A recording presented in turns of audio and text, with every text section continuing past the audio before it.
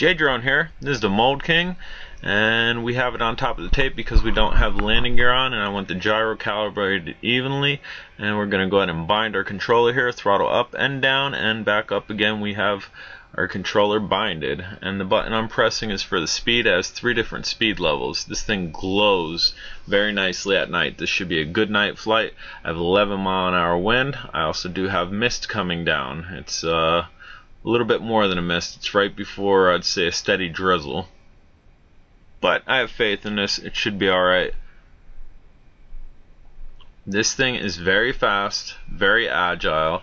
And I think the reason that is because the propeller blades are extremely long, and that's by factory. Manufacturer designed it that way, which I didn't notice until today. Tarantula 1505 that I have, I put striker blades on it, glow-in-the-dark striker blades, which are extremely long and there's barely any room in between them.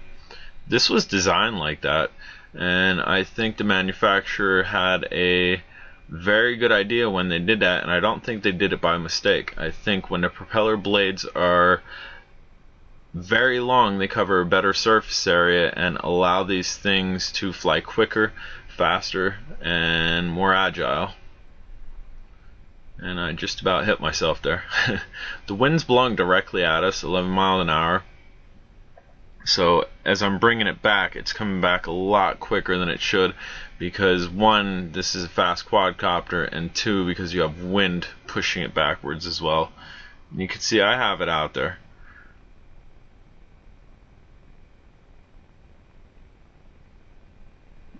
This quadcopter was under $20, and we are down. I have a tree on the side of my house. I have trees everywhere. Makes fun for night flights. But we shouldn't hit too many things here. I'm standing kind of where there's not too many trees that are going to interfere with this flight. And you can see that. It's glowing, and you can see the little driplets on my head cam there. Little spots when the lights hit it right.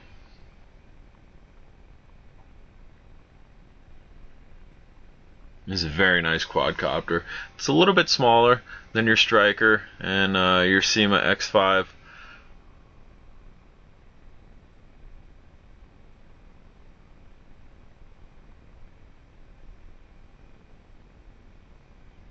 But good things come in small packages, and this is proof of it. 11-mile-an-hour wind, and this is having very little issues. I mean, it's coming backwards a little bit quicker than I'd like, just because the wind force is against it. But look at that. As far as a night flyer, this is an A+ night flyer. Being able to tolerate this wind, it's doing very good. Again, with design with this, on the nose of this quadcopter, there's like little pinholes. It almost looks like there'd be a speaker in there that would pipe sound out of it, but there's not. And then below it, there's, on the base of it, in front of the battery compartment, there's 2 holes again. Whether those holes are meant for cooling, which I don't think that's the case, because all quadcopters would have that then if you wanted to cool the interior of the quadcopter. I think that's what the vents on the arms are for. But I think those pinholes and the holes underneath there, you were able to see the pinholes through the top of it. I think that's made so it could withstand wind.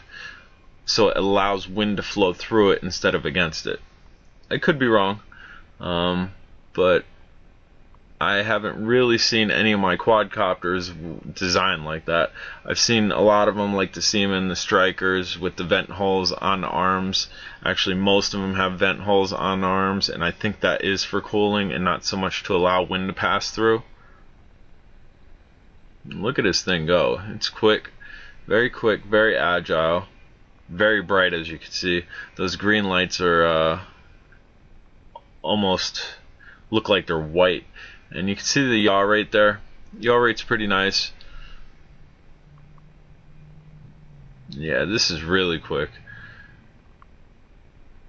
This is only the second time that I've reviewed this. I did have a 800 mAh battery on this the first time, and I had it taped to it. And up until tonight, I actually took the tape off of it and put this 500 mAh battery inside of it. The only thing that I do not like about this quadcopter is when you stick the battery all the way in and connect it, it's very difficult to pull out. Extremely difficult to pull out, where you almost damage your battery trying to pull it out, or the quadcopter. Other than that, I have zero complaints about this. Performance wise, it performs. Thing will flip all day. And wind durability, you're seeing it right now. 11 mile an hour wind is no joke. Once you get over that 8 mile an hour threshold, you start getting into some issues flying.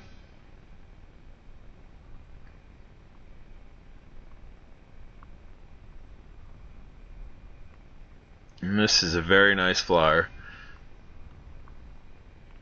Under $20, can't beat it.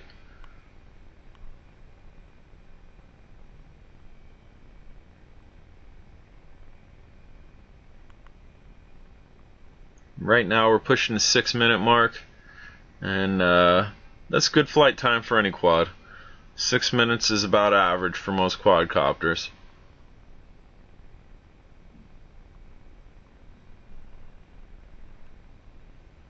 You know, as I've said before, when you're flying in extreme winds, it's what I consider an aggressive flight.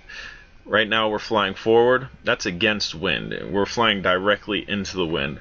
So whatever this end result is, I anticipate that it could have been longer if there was zero wind and zero mist / drizzle coming down.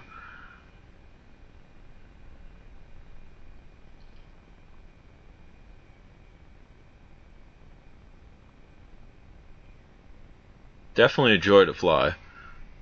The controller is quite odd. It's you've seen it in the beginning. It's not set up like your standard square quadcopter controller. It's not even like a PlayStation controller or an Xbox controller like you see some of them. It's completely different, but it's easy to use. It's very responsive too. If you drop that throttle too quick, the propellers will shut down. But if you do that, just press up slightly on them and it'll recatch.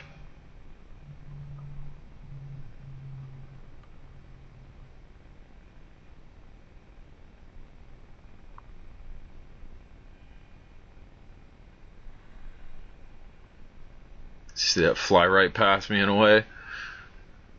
It's a nice flyer.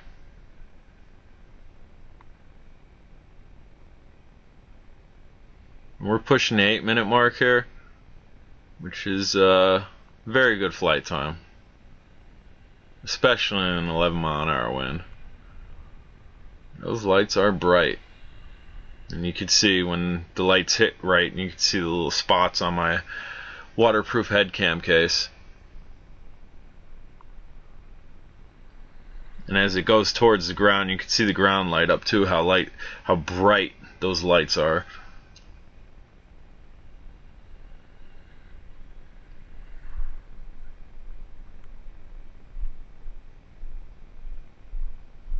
I believe we're down. Kind of flew it a little bit out of control there.